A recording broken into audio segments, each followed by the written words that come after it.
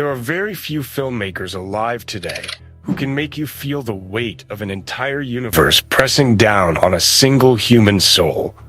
Who can take sand and silence and turn them into something sacred, something terrifying, something that stays with you long after the credits roll. And right now, one of those filmmakers is preparing to say goodbye. Not to cinema, but to the world he spent the better part of a decade building from nothing. A world born from the pages of Frank Herbert. A world audiences have fallen in love with twice already. And this time, the story he is about to tell is not about a hero rising. It is about what happens when that hero becomes everything the universe should fear. Denis Villeneuve first brought the world of Arrakis to life in 2021 with Dune Part 1, a film many believed was impossible to adapt. The novel had defeated every filmmaker who tried before him, from Alejandro Jodorowsky's legendary failed attempt in the 1970s to David Lynch's polarizing 1984 version. But Villeneuve did what no one else could.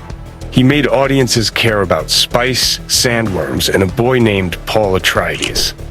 Then in 2024, he returned with Dune Part 2, and the results were staggering.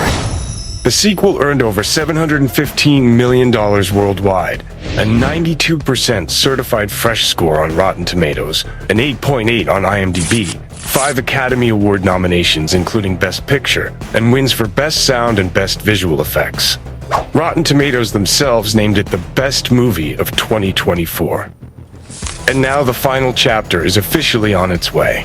Dune Part 3, based on Frank Herbert's 1969 novel Dune Messiah, is confirmed for a December 18, 2026 theatrical release through Warner Bros. Pictures and Legendary Entertainment.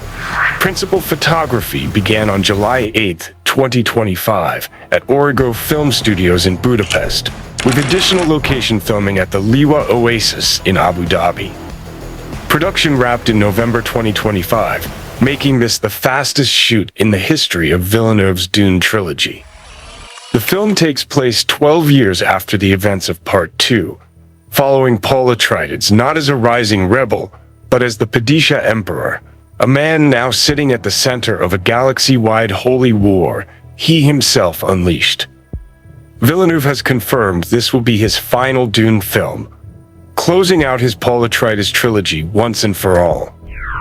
The screenplay was co-written by Villeneuve and John Spates, and the score is once again being composed by the legendary Hans Zimmer. The returning cast is massive. Timothée Chalamet leads once again as Paul Atreides. Zendaya returns as Chani. Florence Pugh is back as Princess Irulan, now Paul's political wife. Anya Taylor-Joy steps into a significantly expanded role as Alia Atreides, Paul's sister, after a brief but unforgettable appearance at the end of Part 2. Jason Momoa makes a stunning return as Duncan Idaho, brought back from the dead as Agola, a clone engineered by the mysterious Tleilaxu. Rebecca Ferguson reprises her role as Lady Jessica, though in a smaller capacity. Josh Brolin returns as Gurney Halleck, and Javier Bardem is back as Stilgar, the loyal Fremen leader. But the biggest new addition may be Robert Pattinson, who is reported to be playing Scytale, a Tleilaxu face dancer and the film's central villain, a shape-shifting assassin executing a plot to dethrone Paul. Two exciting newcomers also join the saga. Nakoa Wolf Momoa, Jason Momoa's real-life son, makes his acting debut as Leto II, the twin son of Paul and Chani. And Ida Brooke plays Ghanima Atreides, Leto's twin sister. Both characters are born during the events of Dune Messiah and carry enormous significance for the future of the Dune universe. Behind the camera, there has been one major creative shift.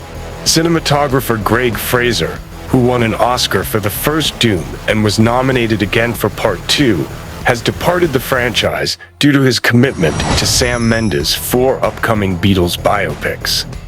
Replacing him is Linus Sandgren, the Oscar-winning cinematographer behind La La Land, Babylon, and No Time to Die. And Sandgren has made a bold choice. For the first time in the trilogy, Dune Part 3 was shot on actual film stock, primarily using 5 perf 65mm with 15 perf 65mm IMAX cameras for select major sequences. The previous films were captured on digital IMAX cameras and then transferred to 35mm film before being scanned back to digital. This time, the celluloid is real from the start, giving the film an organic texture that promises to set it apart visually from everything that came before. In a February 2026 interview at a Variety and CNN town hall event, Timothée Chalamet described the film in striking terms. He called it the eeriest installment in the trilogy and a big swing. He spoke about treating every moment on set as sacred because he knew it was his final time playing Paul Atreides, saying he pushed himself harder on this film than on any Dune before it. One detail worth watching is the release date itself. Dune Part 3 is currently scheduled for December 18th, 2026, the exact same day as Marvel's Avengers Doomsday.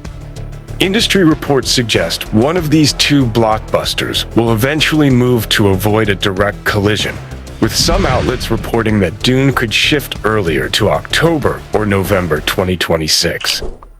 Either way, this film is shaping up to be one of the most anticipated releases of the decade. Denis Villeneuve once said he would only make this film if he believed it could surpass Dune Part 2. The fact that cameras rolled, filming wrapped, and post-production is now underway tells you everything you need to know about how he feels about what they have created. The sands of Arrakis are shifting one final time. And when the dust settles in December 2026, we will witness the end of one of the greatest science fiction trilogies ever put to film.